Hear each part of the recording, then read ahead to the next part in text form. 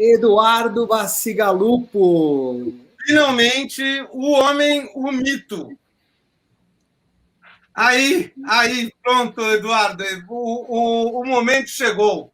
O momento que eu espero há anos, desde a primeira vez que eu li seu nome num catálogo da Letra 7, e eu descobri a sua existência. E aí foram anos e anos vendo em revistas de design, em propaganda, em anúncio, e agora finalmente vou ter o prazer de ter uma palestra com o famoso Eduardo Bacigalupo. Palestra bate-papo. Bem-vindo, Eduardo. Boa tarde. Muito obrigado pelo convite, obrigado por esse momento excepcional para mim, para estar com pessoas tão ilustres e, sobretudo, pessoas com um intelecto completamente superior ao meu, que é o segredo da cultura. Você tem amigos e amigas culturais, fodas, pessoas de bem, pessoas maravilhosas, que nem o Pedro, por exemplo. Eu estou de queixo caído, gente. Estou de queixo caído com esse cara aí. Não é? Estou de queixo caído.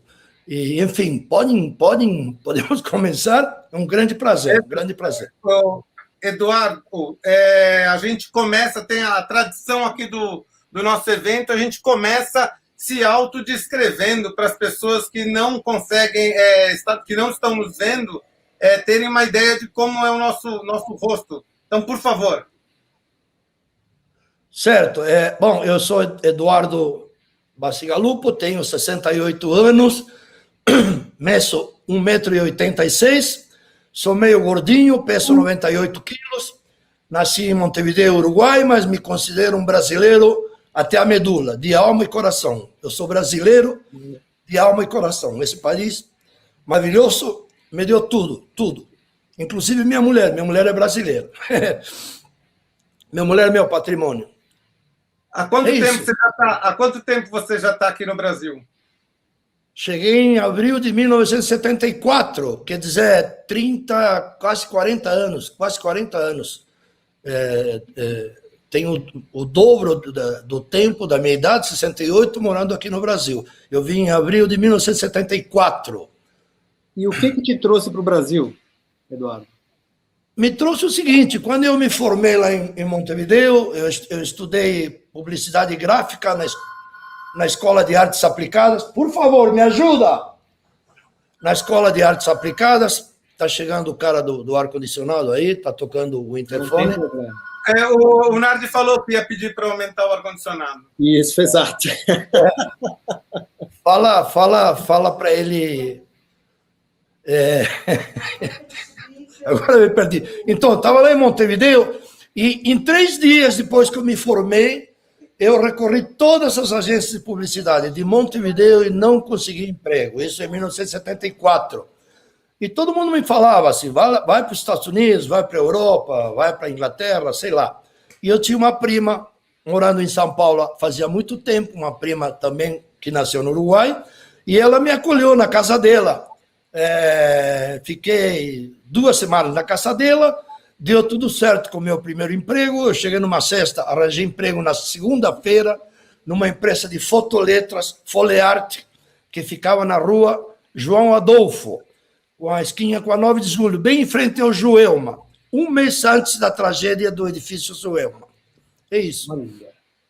Fotoletra, para quem não sabe, é um sistema anterior aos computadores, em que as letras eram reveladas em filmes, eram ampliadas ou com efeitos negativos, e era um limitado número de letras que você tinha para escolher. Os corpos eram físicos, como eram matrizes de filme fotográfico, então, dependendo da empresa, não tinham os corpos exatamente que você queria. Eles faziam umas ampliações também das letras depois que revelavam, não ficava muito bom, a gente tinha que retocar tudo com caneta nanquim, mas esse é o mundo pelo qual você entrou no mercado profissional aqui em São Paulo. Agora, Eduardo, antes de você vir para São Paulo, você tinha uma experiência com letras lá em Montevideo. Tinha. Que bom isso que estava falando o Tony, porque nesse contexto, o pessoal mais jovem, que tem tudo na mão hoje, antigamente não tinha nada disso. Era tudo na mão, justamente, mas na mão. Nada de coisa digital, nada de facilidade. Então, Olha que garboso. Olha o garboso aí na foto. Então, lá em Montevideo, como eu não arranjei emprego num estúdio de design ou numa agência de publicidade como eu queria, eu acabei trabalhando em ateliês que faziam faixas, pintavam edifícios, cartazes. Trabalhei também pintando números naqueles rolinhos. Tinha nos letreiros dos ônibus que girava números em tela, né, com pincel. Enfim, era um letrista, era uma pessoa que vivia disso, fazendo faixas, fazendo cartazes, porque, infelizmente, eu não conseguia arranjar uma vaga nem num escritório de design e nem numa agência de publicidade. Então, quase que eu trabalho aqui, quando eu cheguei em São Paulo, num ateliê desses que faziam faixas. Na época era 1974, na época do auge da construção em São Paulo, na Avenida Paulista, aqueles logos da Gomes Almeida Fernandes com aquela tinta fluorescente laranja, lembram? E da Goldenberg, acho que chamava Adolfo Lindenberg. Adolfo Lindenberg. Adolfo Lindenberg.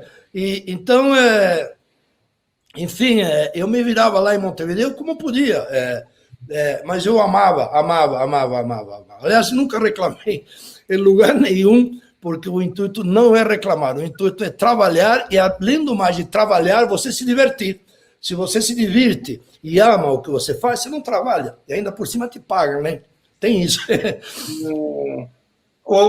Essa fase em que você trabalhou com fotocomposição, você retocava, né? Você contou para a gente que você retocava essas letras, porque cada empresa copiava, criava suas próprias letras. E chupava. Tinha muita pirataria. Engraçado, a gente acha que pirataria é uma coisa ligada ao mundo digital. Só quem é muito novinho para cair nessa. O pessoal pirateava muito já nessa época. Como você passou desse mercado tão específico, que é o retoque de letras, num lugar onde você não tinha liberdade para criar nada, só podia repetir o que existia? Como é que você passou para o lado da criação quando você foi para a propaganda? Como foi essa passagem? Acho que foi naturalmente, como é tudo na vida. Você próprio, Tony, Cláudio, adolescentes foram crescendo, foram testando, foram brincando, foram experimentando. Então, o que acontece? A gente depende do money, não porque o money é o mais importante. O money mais que nada, é necessário. Te ajuda muito, te tira das tranqueiras, te ajuda, não da parte monetária em si, que se você tiver um câncer, você pode... A própria filha do Botim, que era o dono do Santander, falou: meu pai não é que era milionário ou hipermilionário, era multimilionário. Meu pai sofria de asma, ficou sozinho numa cama, morreu e o dinheiro ficou em casa. Morreu por falta de dinheiro e o dinheiro ficou em casa. Mas era importante, então o dinheiro é importante. Então eu comecei a fazer freelance para as agências. Nessa época eu já tinha passado para a McCann Erickson, era o assistente de arte na McCann Erickson. A gente marcava letras dos anúncios, e aí foi rolando. Eu fui muito freelance para Helga Mitke na DPZ, para Magui Moverdorf na Laje Dama, para o Campione na UMAP. Enfim, eu fazia muito freelance. Chegou uma hora que eu fazia tanto freelance para Leo Burnett, quando era na rua Baronessa de Itu, que o pessoal achava que eu trabalhava lá, porque praticamente eu não... Gente, e como se ganhava dinheiro, a grande diferença, falando em coisa digital, Tony, e coisa manual, que nem as fotoletras, é o seguinte, que antigamente todos tinham trabalho, só que o cara que era ruim não ganhava dinheiro. Essa que era a diferença. E hoje, infelizmente, qualquer cara compra um computador, não é verdade? Fala que é designer, que é arquiteto, que projeta, e isso, de uma forma ou de outra, acaba ferrando o mercado, no sentido de quem é profissional. Se o cara, a maioria joga até fonte de graça na internet, que dirá nós, se no estado de São Paulo uma folha nos chama para fazer um alfabeto. Eu tenho fonte de graça, Eduardo, eu tenho fonte de graça. Não tem jeito. Não dá para remar contra a maré. Olha, quando a gente... eu ia falar que quando a gente convidou o Eduardo mandou para a gente tanto trabalho, tanto projeto, que a gente ainda fez uma seleção, mas ainda assim muita coisa ficou de fora. Sim. E do que a gente queria começar falando são dos projetos que você desenvolveu de identidade, os quais tinham também uma tipografia custom, né, que são primeiros exemplos de tipografia custom que a gente tem em registro no Brasil. E o primeiro projeto que eu tenho aqui listado, do que você passou para a gente, foi o projeto da VASP. Está aqui a marca da VASP. Eu queria que você falasse um pouquinho sobre esse projeto. Certo, me dá só um segundo, deixa calçar bem esse computador aqui, peraí. Calce?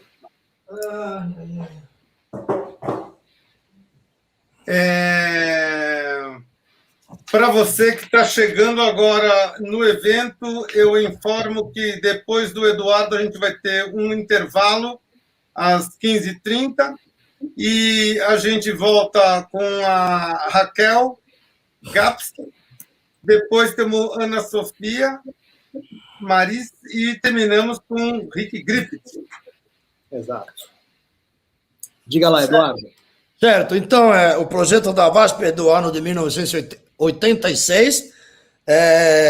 O briefing era um restyling do logotipo antigo, que era um V com uma curva, enfim, era um tanto esquisito. E o alfabeto surgiu naturalmente da ligadura AS. A partir da ligadura AS, nesse caso quando eu falo leiam equipe, a gente completou o alfabeto e ele fusado com muito sucesso em anúncios, todos os anúncios da VASP. Enfim, foi um trabalho, não diria muito árduo, porque a equipe da SAL, é bom frisar que eu trabalhava na SAL, que era a divisão de design da DPZ, que foi um escritório icônico, um dos primeiros a dar importância ao design, tanto quanto à publicidade, que nem na época era nos Estados Unidos. Nos Estados Unidos sempre foi o design muito mais importante que a própria publicidade. E a SAL, nesse sentido, foi icônica, nasceu graças ao Petit, que antes de fundarem a DPZ com Zaragoza, tinha um estúdio que chamava Metro 3, muito importante, um estúdio de design, e o Petit fez todos os esforços, inclusive financeiros, para fundar a SAL, que era dirigida pelo Hugo Kovadlov, era nosso diretor de criação, e onde trabalharam pessoas icônicas, amigas minhas até hoje, o Narita, o Ronaldo da Silva Rego, o Júlio Susumo, a Cristina Tieco, o Renato Nishimura, enfim, um time de primeiro, um timaço. E esse trabalho da VASP foi um sucesso. E esse trabalho, então, como é pré-computador, ele foi feito, finalmente, você teve a sua fotoletra. Fizemos a fotoletra, justamente, quando tinha anúncios criados pela agência DPZ, inclusive as montagens eram feitas na própria Folharte, onde eu trabalhei, que o montador e o serviço de lá era excelente, e foi usado, fizemos o manual de identidade, eu fiz o próprio gabarito no avião, fui eu que fiz. Esse avião, no caso, né? Do 73, esse é um 737-200, é o modelo mais antigo da linha 737. E esse logo aí nesse avião media mais ou menos uns 8, 9 metros.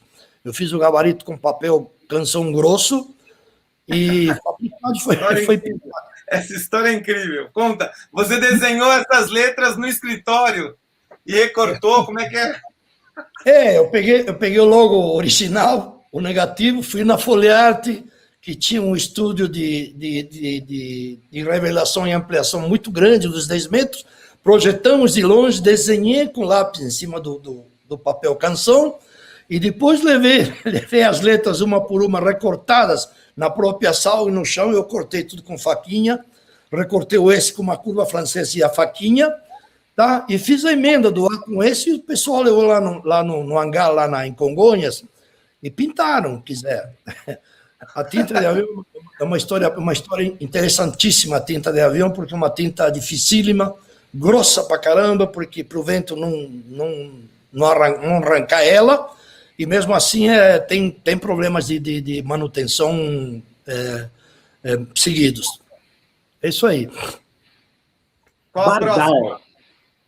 Bom, a Bardal é um trabalho também que surgiu naturalmente do próprio logotipo da Bardal. Você estava na Macan ou em qual agência? Aí já estava na Denison, eu já era o diretor de criação da parte de merchandising e design. O diretor de criação geral da agência era o Raul da Cruz Lima Neto. Aliás, um redator, é bom frisar, que se interessava sobremaneira por tipografia, gostava de me chamar para escolher tipografia dos anúncios. Até hoje ele me agradece e se lembra, diz que eu que ensinei ele a escolher a tipografia correta, e ele, em todo sentido, ele sempre apoiava qualquer ênfase no design, na tipografia, e aí está o alfabeto, o qual surgiu naturalmente do próprio logotipo. Ficou a própria haste do R caixa alta, descendente, e completamos com os números. Não fizemos a caixa baixa porque achávamos desnecessário, uma vez que é uma fonte com olho muito forte, muito gráfico, muito potente, e não precisou fazer a minúscula. Aí traz embalagens, é bom frisar o que eu falei outro dia no texto, que o bom designer não é necessariamente obrigado a frisar na parte estética, e sim na parte estratégica, porque é para isso que a gente é complicado. Fiquei até pensando com os meus botões na palestra do Pedro, do consumismo, por que a gente é obrigado a fazer o que a gente faz. É óbvio, a gente faz porque é pago para isso, não tem como, né? É muito controverso tudo que o Pedro falou, controverso no bom sentido. Mas aqui, esse alfabeto, eu acho que o pior, o mais feio que eu fiz em toda a minha vida. Mas não importa. Não importa. Eu acho feio.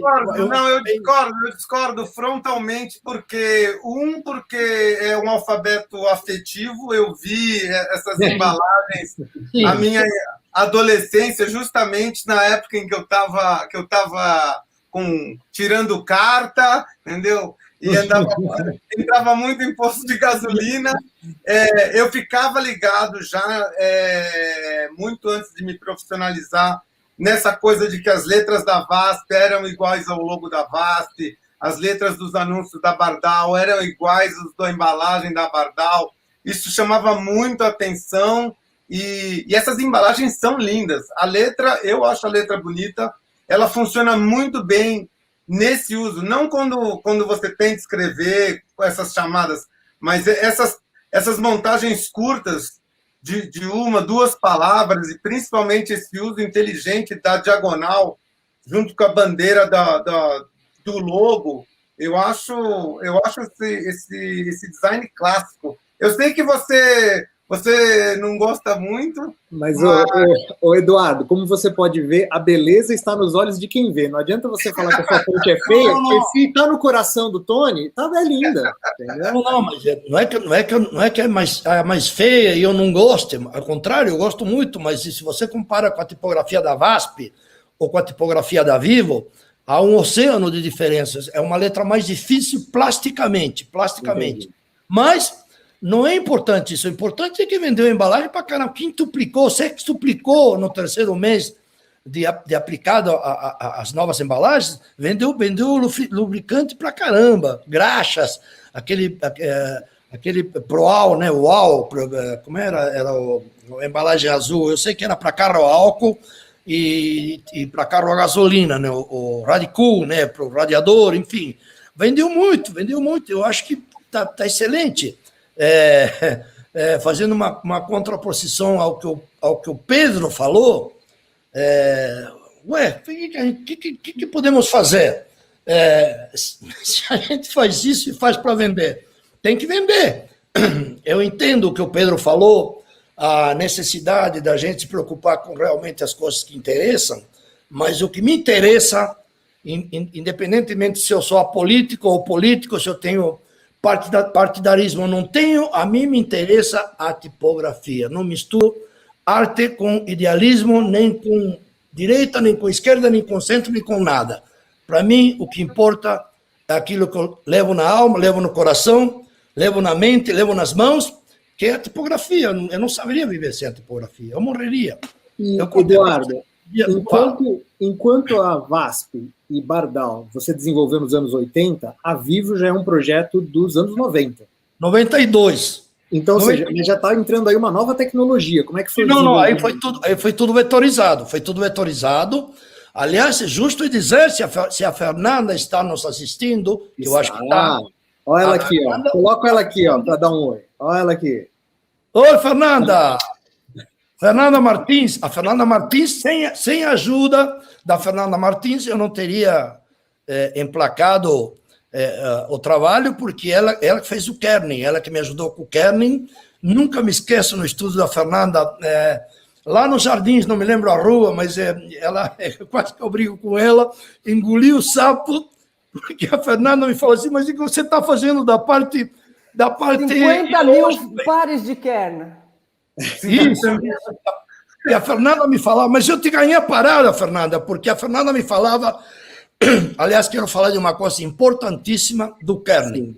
Tá? Eu fico meio extasiado, me vou de um tema para outro, mas é o seguinte, eu prefiro 1000 vezes, assim como em comunicação visual, tá? Uma péssima ideia, reparem bem, uma péssima ideia aplicada de maneira sistemática rende muito melhores resultados do que uma ideia fantástica aplicada sem método nenhum. Agora eu vou falar uma coisa que o Tony, a Fernanda e todos vocês vão ficar com a cabeça. Eu prefiro 1000 vezes uma fonte ruim, uma fonte não estética, uma fonte mal desenhada, com o kerning maravilhoso, perfeito, do que uma fonte maravilhosa, incrivelmente bem feita, icônico e o caramba, com kerning mal feito.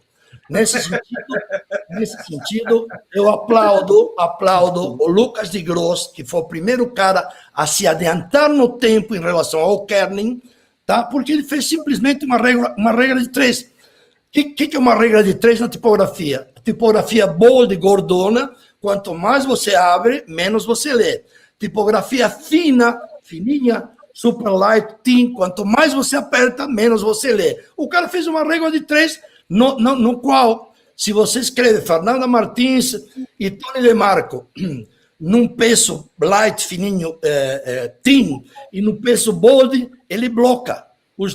Todas as palavras do fino ao grosso bloca. Significa que a tipografia vai tanto aumentando quanto diminuindo, tá? E visualmente é uma obra de arte. Então, estava falando da Fernanda, do kerning, que me vê, você não faz... Pode discutir comigo. Oi? Desculpa? Não entendi, Fernanda. Quem discute? Fernanda, com áudio. Tá. Não, Vamos voltar para o discute um mito desse. Mito. Eu estava falando que a Fernanda me falou, quanto mais pares de letra você combina, menos a fonte roda no fim. Quer dizer, fica pesada, fica nada. Por quê? Porque eu faço uma pergunta para vocês. Eu tenho um anúncio publicitário. Eu não falo um livro, nem falo em design editorial. Mas você tem um anúncio publicitário no qual tem um título com 5 palavras, sendo que no meio tem uma letra A em caixa alta, acabando a primeira palavra, fecha aspas, espaço e começa a segunda palavra com letra Z de zebra. Fica um oceano, gente. Então eu pergunto, por que se eu tenho um par AB, eu não posso ter um par A, caixa alta, fecha aspas? Por que não? Ou um par fecha aspas, espaço, letra T. Tudo é par. O bom é que agora, hoje em dia, os computadores estão muito mais poderosos. Então você pode fazer quantos pares de kerning você quiser. Justo. A fonte não vai ficar devagar mais. Mas e o desenho dessas letras aí? Você falou que o projeto era de um jeito e você mudou, principalmente essa coisa da diagonal forte no M, no W, que combinam muito com o logo. Conta isso. Olha, até anotei num papel para falar justamente disso, da altura X, que é a alma de um tipo é a altura X, na minha opinião. A altura X é o que rege tudo. É o maestro da orquestra que vai com a batuta, a altura X, que separa as ascendentes das descendentes, da baselã, da linha baixa, que é a altura X é tudo. E esse tipo não tem altura X, gente. Por quê? Porque o correto, que era desenhar a maiúscula, aqui seria minúscula, uma vez que a altura X é a própria altura dessa letra que vocês estão vendo, porque haja visto o pingo do I e o pingo do J, a altura X é essa letra. Mas cadê a maiúscula? Eu fiz a maiúscula, mas não foi aceitada, não concordaram. Entretanto, eu fiz, tenho feita, está feita, o alfabeto completo. Eu não mostro porque eu não quero que ninguém chupe. Tá certo. Se quiserem, muito bom. É isso aí, sócio. Se quiserem ter que me paguem, aí eu mostro. Mas tem que me pagar. Podem ver na última linha o número maiúsculo. Tem um número maiúsculo e um número minúsculo lá em cima. Então, é incongruente. É uma fonte que tem um defeito, no bom sentido, vital, porque não tem altura X. Ué, não tem altura X. Eduardo, a alegria do Type Designer é ver a sua fonte sendo usada e, de preferência, sendo usada bastante. A campanha da Vivo, na época que a fonte foi lançada, era muito expressiva, eram quase todas as mídias, eles anunciaram. Eles usaram direito a tua fonte? Você ficou contente com o resultado? Excelente, fiquei completamente contente. O que eu não entendo, aonde está o erro, que a agência fez, no caso a África tinha passado para a DPZ, porque a DPZ também tinha, não sei se a metade ou uma parte da conta da Vivo. O fato é que hoje a Vivo não usa ela, quer dizer, eu fui regiamente bem pago, fui muito bem pago, e eles não usam uma fonte parecida, também bold, mas não essa aqui.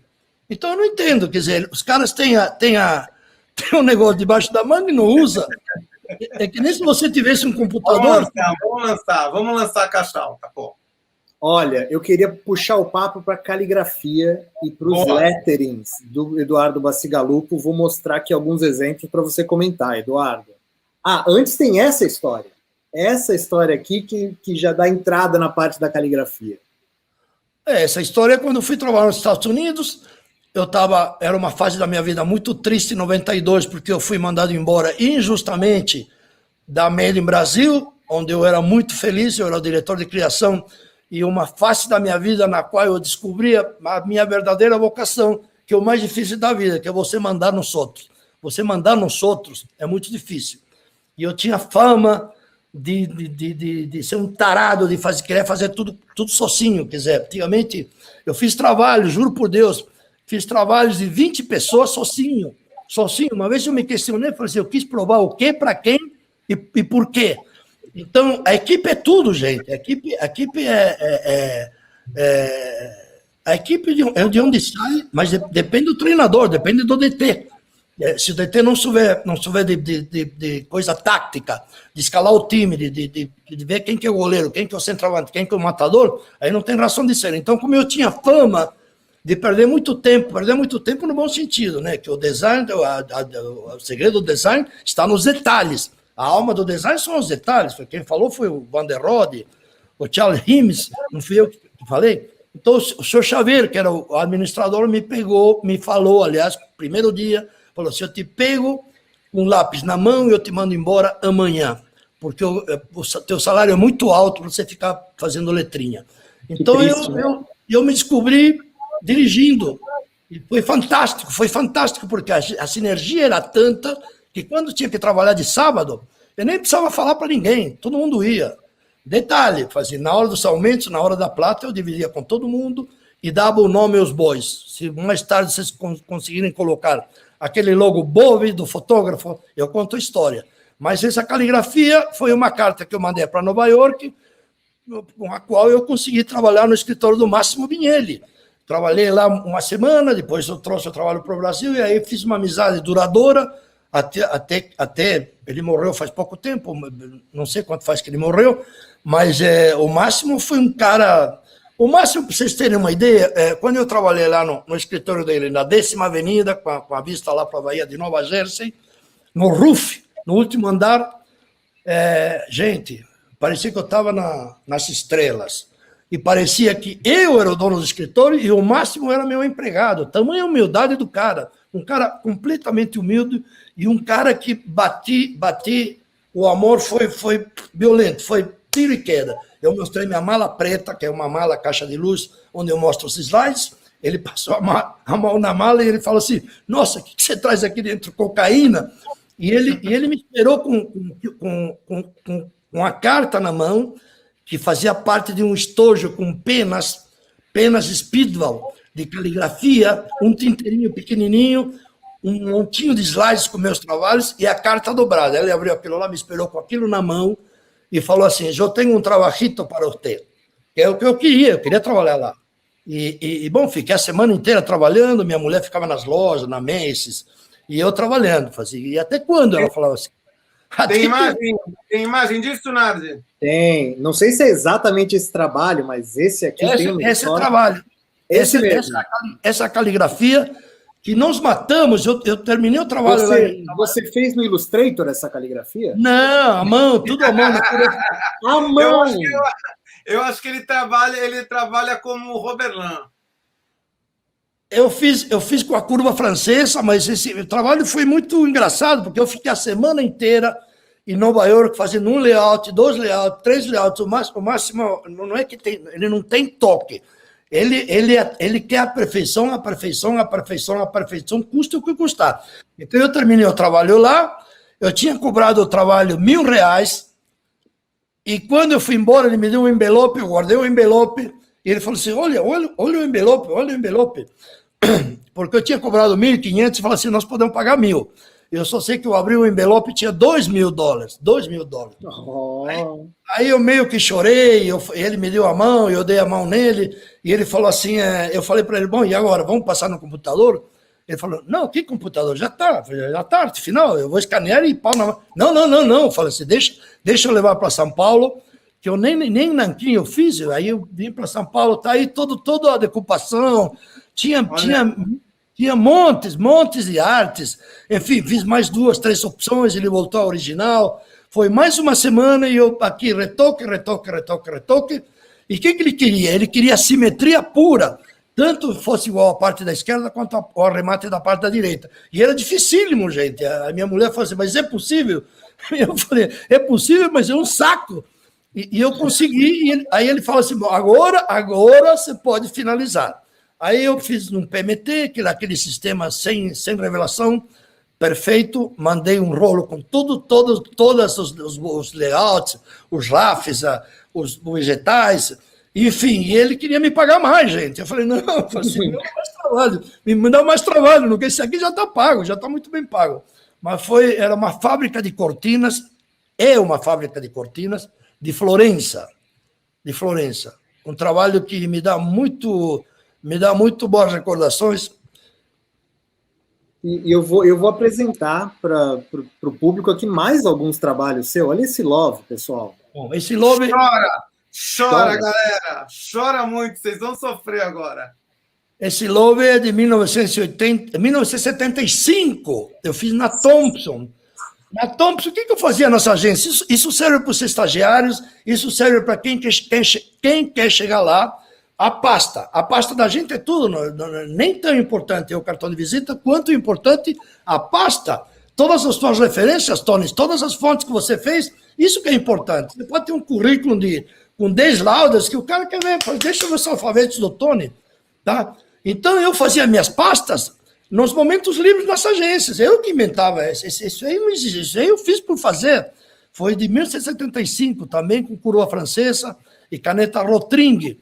E aí aí eu fiz minha pasta assim, tem um monte de trabalho. Esse trabalho era um desfile de moda lá na rua Henrique Schaumann, onde foi uma vez a Credicar, se não me engano. Eu sei que era um desfile, era que nem a São Paulo Fashion Week. Não sei se não foi o precursor também. Também com curva francesa, canetinha Rotring 01, no qual Que ano isso, Eduardo? 1982. 82, Uau. quando eu trabalhava na Jarvas Propaganda. Tem mais aqui. Ó. Isso não existe. Isso aí eu inventei também, quando eu estava na McCann Erickson. Falei, nossa, vou fazer um squash com uma letra T. Não tem negócio de shopping woman, shopping Thaís, nada. Eu que inventei, quiser. Eu que fiz minha parte. O pessoal acha que fica fazendo exercício caligráfico para colocar Também. no Instagram. Inventou. Era o teu 363 of type aí. Essa Só que caligrafia francesa. Essa caligrafia da Thaís é de 1975, a segunda é de 1982, a terceira de 82, a quarta, prêmio Cícero Leuenroth, foi um freelance que eu fiz para Standard, para o diretor de arte Aurélio Giulianelli. Era um prêmio Cícero Leuenroth, foi o cara que fundou a Standard. O Love é isso que eu falei, e o Jarvas, é o logotipo do Jarvas, quando eu trabalhei com o Jarvas, na Jarvas Propaganda, justamente. Maravilha. 82. Vamos lá que tem mais coisa aqui. Gente, tem muita coisa. Você vê que eu estou ali em 30, ainda tem mais uns 10 slides. Temos aqui... Bom, esse é um alfabeto também.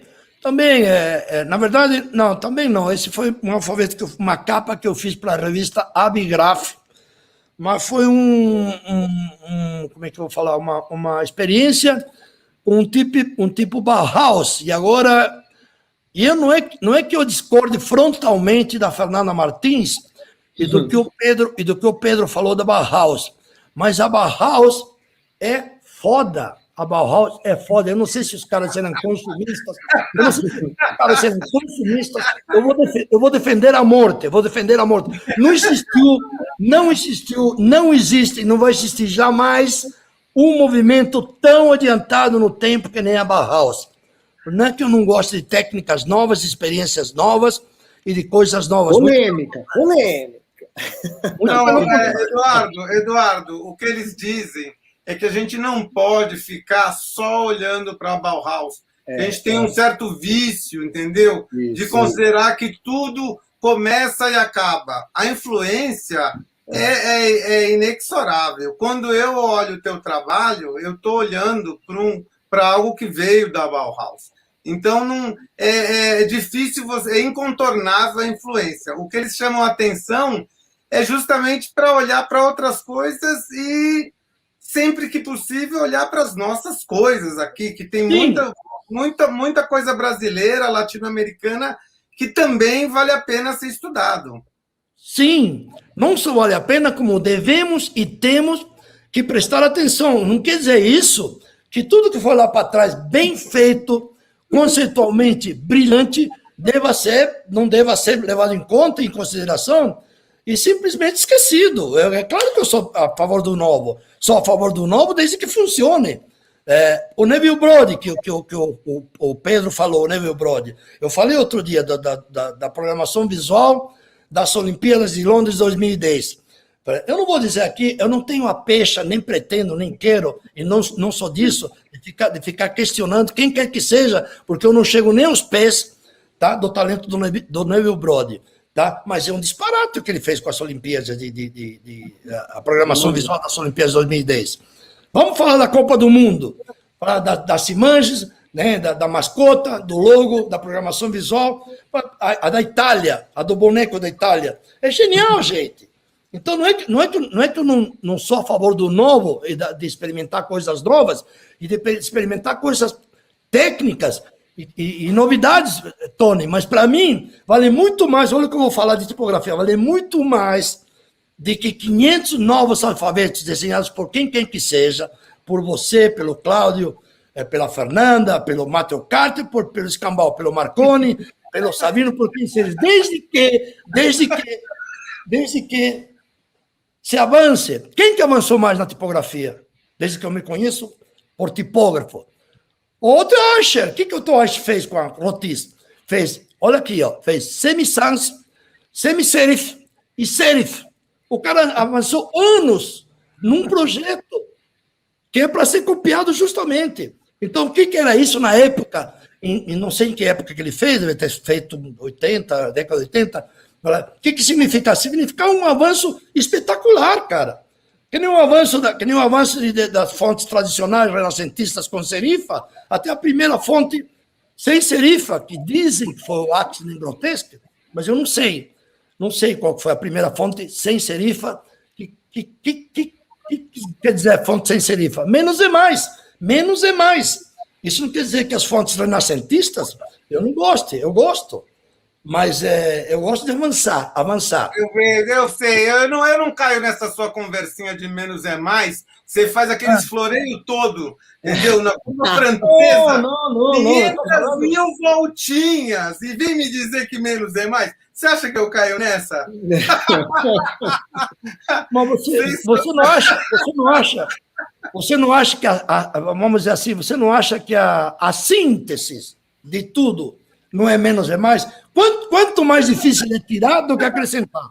Eu fui numa fazenda, presta atenção, eu fui numa fazenda do Fabra Neto, da casa do Fabra Neto com o diretor de arte. Gente, eu fiquei extasiado, porque o que esse cara tem nessa casa, ele tem quartos com 30 quadros, aranhas com não sei quantos lustres, pisos com não sei quantos, não sei o quê. Então, e deu layout, renascentismo puro. Isso é muito difícil, é dificílimo.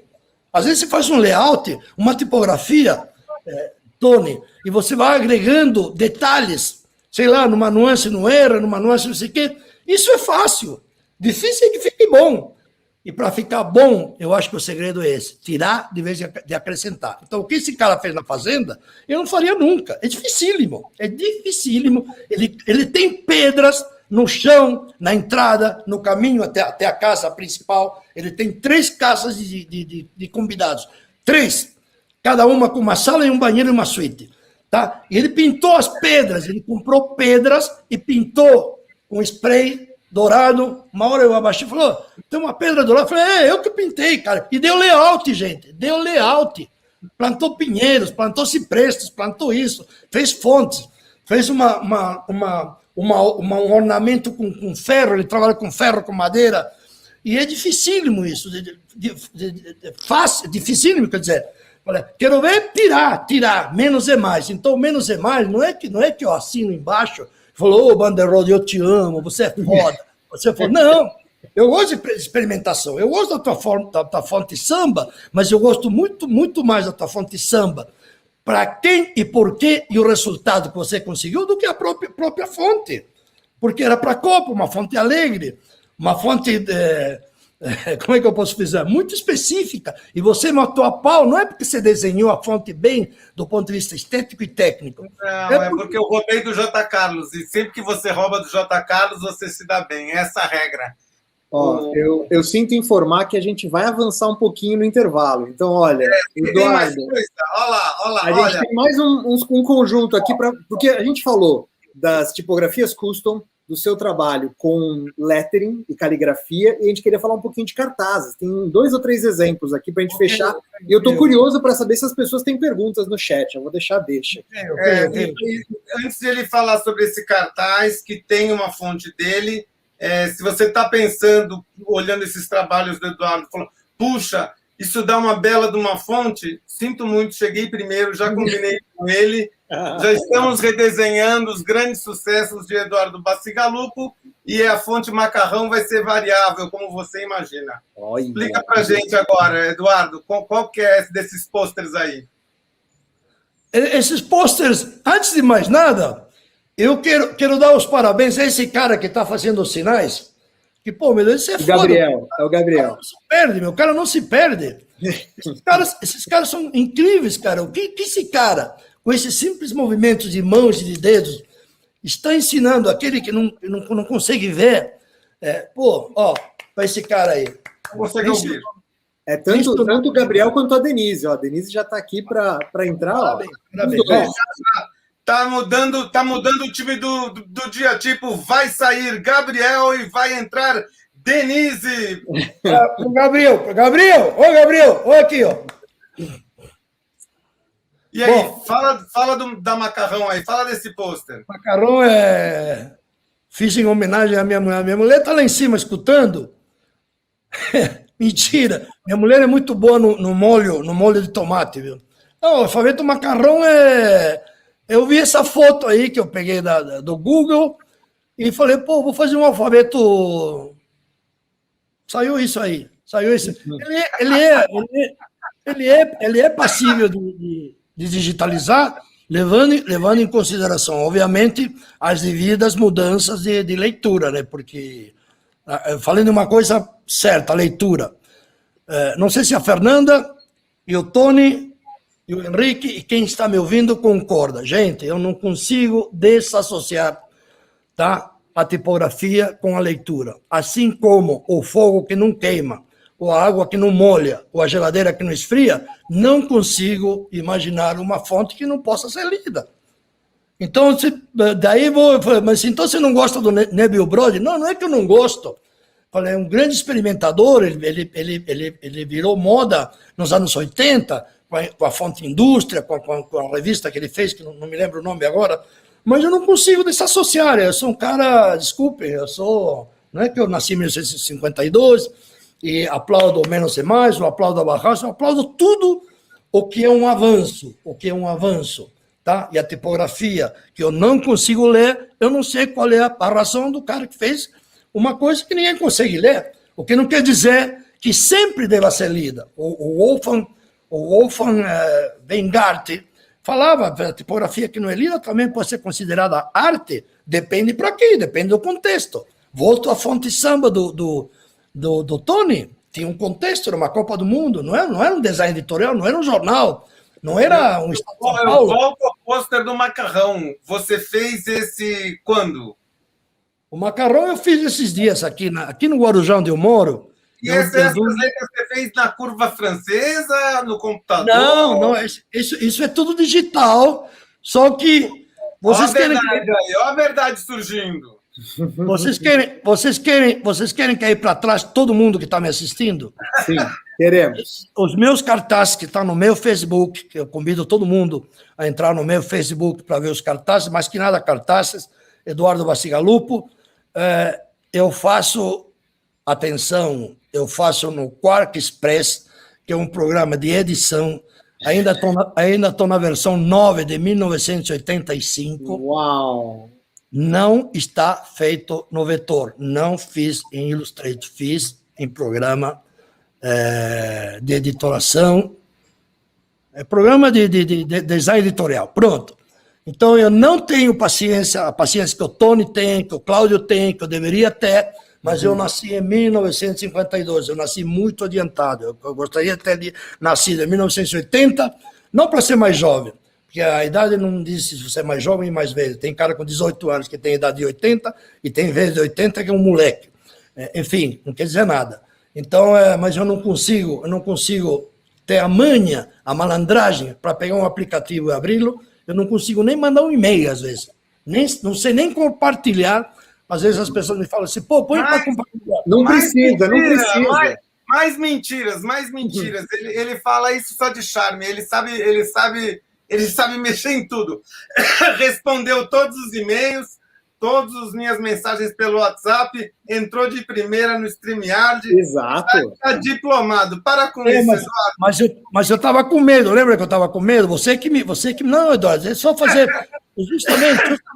Mas não estou acostumado, é isso que eu quero dizer, eu não estou acostumado, eu não associo, e não manejo, e não me nutro da coisa como tem que ser, da paciência, isso é coisa de paciência. Você é spammer do Facebook, você bota 3 imagens por dia, que eu sei. Volta a imagem anterior. Volta a imagem anterior, Bernardi. Olha lá, Café Pelé. Café Pelé. Quem não viu essa embalagem? Quem não viu? O que é isso? Pan-Americana de Arte. Café Pelé foi um trabalho de 82 que nos pediram uma campanha e nós fizemos lá com a equipe que eu chefiava também, aí já chefiava a equipe. Gente, isso aí não está digital, nem é guache, nem é papel espelho, aquele papel brilhante que a gente cortava com a faquinha, era mais um trabalho de negócio da faquinha, do estilete. Então a gente montava a folha laranja, em cima da laranja vermelha, em cima da vermelha amarela, ia cortando, a letra Café Pelé era uma xerox, e a gente recortava e ia tirando as nuances, tá? E a foto é uma foto. É incrível como a gente se dava manha na época do Siva Print, que o pessoal fazia layout das agências com Siva Print, que era uma foto caríssima, era caríssima.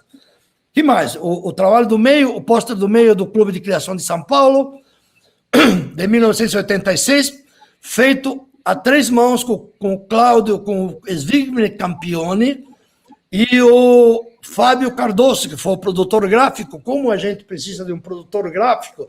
Os produtores gráficos, falando deles agora, são nossos anjos da guarda.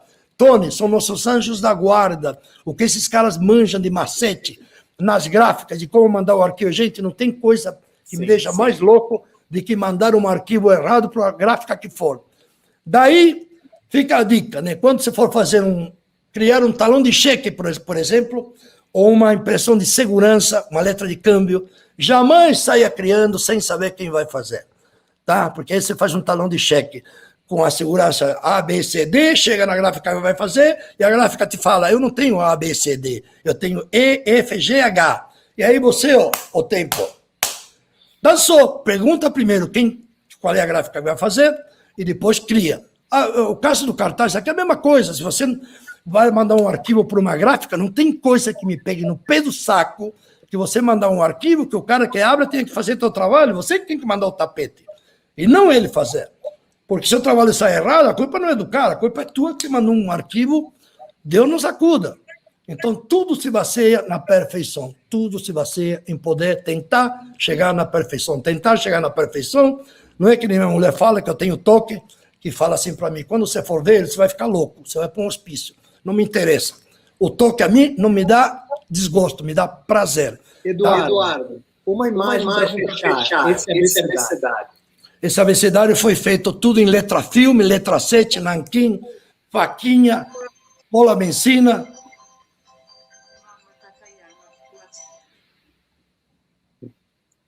Desliguei o celular. Deu um eco aí na sua voz. Vê aí o que aconteceu. Não, desliguei o celular. Foi feito tudo com cola benzina, foi um RAF que eu fiz na hora. Aliás, eu faço muito cartaz usando o alfabeto, usando a nuance do alfabeto, dependendo da sequência tipográfica que ele se encontra, você escreve o que você quiser. Você escreve Tony, você escreve Henrique, depende, você vai mexendo. E esse aqui era muito óbvio, DPZ na vertical, na primeira, na quarta e na oitava linha ou na nona linha. Eu pus o DUP e a DPZ. O Petit gostou muito desse cartaz. Um dos meus maiores incentivadores a fazer foi o Hugo, quando me viu fazendo a primeira letra. E apenas 2 letras aí estão feitas com pincel, no caso do G de gato, e o X de xadrez. O X de xadrez é Ecoline no fundo amarelo com Ecoline azul. Hugo, no caso, Hugo Kovadov, certo? Oi? Isso, no caso, Hugo Kovadov. Hugo Kovadov é o diretor de criação da SAL. Um argentino incrível, lascado, fez estágio, sabe com quem, Tony? Com Fontana, na época do estúdio do Instituto de Tela. Por isso que eu falo para os mais jovens, qual é o segredo dos mais jovens? Chegar lá. O mais difícil, estar no lugar certo, no dia certo, com o cara certo. Você pode ser um gênio, entrou com o cara errado, te fuiste, hermano, te fuiste. Tem que ser com o cara certo. E no momento certo, e no dia certo. E no trabalho certo também. O que mais? Muito bem. Tem mais imagem, Henrique? É isso. Nós estamos estouradíssimos. Avançamos sobre o intervalo. Perguntas? Eu acho que o pessoal ficou babando, e assim, de tanto, assim, as pessoas estavam estupefatas com a qualidade do projeto. Eduardo, eu tive dificuldade de colocar no ar todos os comentários, porque era uma babação de ovo. Eu vou te contar. você matou aí pelo menos uns 30 jovens talentos que vão se aposentar precocemente porque acharam que o negócio, a concorrência está muito pesada. Me dá essa ideia rápido. Posso ter a saideira rápido? Uma saideira? Rápida. Diga. Sempre. Acabou já ou tem mais para falar? Não, tem mais. Pode fechar. Não, ia falar para os mais jovens, ou até para os mais velhos, até para quem quer que seja. Não consigo pensar num cara talentoso, o cara que tem manha para os vetores, para o computador, para o Photoshop, talentoso, o cara está na pior, tá? E fazer a pior e não fazer a melhor. Qual que é a pior e qual que é a melhor? A pior é o cara criar 50 imagens, jogar nesses bancos de fotos e falar, me dá $5. Não, tá errado, cara. Aí você me fala assim, mas o cara precisa comer, precisa de dinheiro. Bom, pede dinheiro emprestado, mas não rife seu talento. Não consigo. Eu mesmo garfo, eu mesmo chupo do Google, fotos, as fotos que eu faço nos meus cartazes. Então estão me contradizendo, porque eu estou dizendo, não faça isso, mas eu estou me nutrindo um pouco. Vou na palestra do Pedro. Falei, ué, você está dizendo que não, mas você está dizendo que sim agora? Não é, estou pensando no talento. Quando um cara tem talento, é o mais preciado tesouro que a gente tem. Um cara que tem talento, um cara que nem o Pedro. O Pedro, aliás, não sei se está me assistindo, o Pedro, na hora que ele tirar aquele boné amarelo e as unhas sem pintar, azul e vermelho, não é mais o Pedro. Assim como o Tony, o dia que ele tirar o piercing e o visual, esse visual meio de caiçara, de índio, fudido, e o preto e o branco, ele gosta muito de preto e branco. Tá? Não é mais o Tony. Assim como o Cláudio sem os óculos, e a Fernanda não controvertida, a Fernanda é controversa. A Fernanda é lascada e controversa do ponto de vista bom, não do ponto de vista ruim. Eu posso ficar horas falando com a Fernanda, tomando café ou tomando uísque, o que seja, aqui ou na Amazônia, lá onde ela mora, em Belém, que o papo rola, gente, o papo rola. Por quê? Porque flui. É nem o Pedro, eu fiquei bobo, mais que nada pela exposição técnica das imagens que ele mandou, concomitantemente com o que ele ia falando. Isso é muito difícil de fazer. É muito difícil de pesquisar as imagens que ele pesquisou e a qualidade das imagens que ele pesquisou. Não tem uma imagem fora de foco, feia, tudo fodido. Eu não tenho esse talento, E mais do jeito que ele falou, e mais do jeito que ele associou, né, a parte do meio ambiente com a parte gráfica. Isso é muito difícil. É uma coisa que eu não gosto de fazer. Então, quem faz está se arriscando, no bom sentido, tá? E precisa aplaudir pelo cara correr o risco. Nem todos correm o risco. Os que têm medo não correm o risco. O próprio Tony não corre o risco. O que esse cara fez, o Tony, ele vai dar risada que eu vou falar agora. Esse cara, na primeira palestra que eu assisti com ele, lá na rua, lá na Vila Mariana, na faculdade, eu acho que de Belas Artes, ele estava fazendo a palestra dele, expondo a fonte futura vítima. E ele falou, esse cara... Entregou. Esse cara foi no século passado. E eu falei, esse cara é um filho da puta, ele pegou a fonte do Paul Rene, cortou e chamou de futura vítima, ainda é irônico. E ainda diz que é dele. Então, e na mesma palestra ele falou assim, pô, gente, estou de saco cheio, às vezes eu faço trabalhos e vejo na rua, né, a letra O que caiu a bolinha do O do meio, caiu. Aí ele fez uma fonte com todas as bolinhas caídas. Ele é louco, gente, ele é louco. Outro cara assim, muito, muito sarcástico, muito irônico, é o Billy Bacon. É o Billy Bacon irônico. Sim, já apareceu assistindo. O Cláudio Rocha já é eclético. Eu acho um dos melhores caras. O Billy já mandou, inclusive, um salve para você bem no início da tua palestra. Ele está assistindo, ele já passou aqui para dar um salve. Mas a gente tem que fazer algum tipo de intervalo. Eu preciso pelo menos beber uma... Eu tô rindo do Billy Bacon, da fonte dele que ele apodou de crocante. Era uma fonte que crocante. Olha o nome, crocante. Vai lá, pode cortar. Eduardo, muitíssimo obrigado por você ter aceitado participar aqui do Dia Típico com a gente. A galera está em êxtase. Que e aula! Antes da gente fechar, eu queria mandar um grande abraço para o Fernando Dias, que ajudou a gente com imagens que ele já tinha do teu trabalho. Grande Fernando Dias também, agradecer. Eduardo, obrigado demais. Obrigado a todos vocês. É uma honra estar participando com esse time de fudidos. Olha, eu fiquei extasiado com a menina em Curitiba que largou a parte jurídica, a menina, acho que é advogada, para abrir um ateliê tipográfico. Olha, veja a nuance de quanto vale isso para você se sentir feliz consigo mesmo. Para você se sentir feliz consigo mesmo, faça o que você mais ama, mas faça com paixão, faça com tesão, senão não faz.